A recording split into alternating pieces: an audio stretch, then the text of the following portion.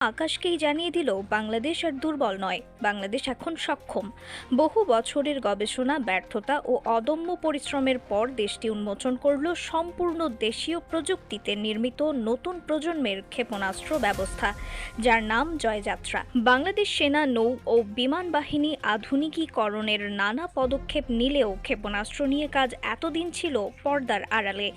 অবশেষে একাধিক সফল পরীক্ষার মাধ্যমে স্পষ্ট হলো বাংলাদেশ এখন নিজস্ব প্রযুক্তিতেই 250 থেকে 300 কিলোমিটার দূরের লক্ষ্যবস্তুতে নিখুঁত আঘাত হানতে সক্ষম। প্রাথমিকভাবে এই ক্ষেপণাস্ত্র স্থল থেকে স্থল লক্ষ্যবস্তুতে আঘাত হানতে পারবে, তবে সামরিক কর্মকর্তাদের ধারণা ভবিষ্যতে একই প্রযুক্তির মাধ্যমে স্থল থেকে আকাশেও শত্রু ধ্বংস করা সম্ভব হবে। এটিতে ব্যবহৃত হয়েছে অত্যাধুনিক নেভিগেশন সিস্টেম, রাডার এড়ানোর কৌশল ও উন্নত এয়ারহেড।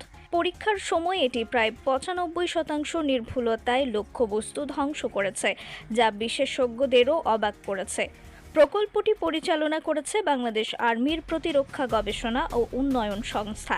জানা গেছে প্রায় 8 বছর আগে শুরু হয়েছিল এই স্বপ্নযাত্রা। মাঝে অসংখ্য ব্যর্থতা, প্রযুক্তিগত সীমাবদ্ধতা ও চ্যালেঞ্জ ছিল, তবু থামেনি প্রকৌশলী ও বিজ্ঞানীরা। চীনসহ কয়েকটি মিত্র দেশের সহযোগিতা থাকলেও নকশা ও মূল উন্নয়ন সম্পূর্ণ হয়েছে বাংলাদেশি বিশেষজ্ঞদের হাতেই। আন্তর্জাতিক বিশ্লেষকরা বলছেন, দক্ষিণ এশিয়ায় এতদিন ভারত ও পাকিস্তান ক্ষেপণাস্ত্র প্রতিযোগিতায় নেতৃত্ব দিচ্ছিল। এবার বাংলাদেশও প্রবেশ করল সেই প্রতিযোগিতার ময়দানে। এর ফলে আঞ্চলিক নিরাপত্তা সমীকরণের নতুন মাত্রা যোগ হলো। তবে বিশেষজ্ঞদের মতে এটিকে আক্রমণাত্মক পদক্ষেপ না দেখে আত্মরক্ষার স্বাভাবিক অগ্রগতি হিসেবে দেখা উচিত।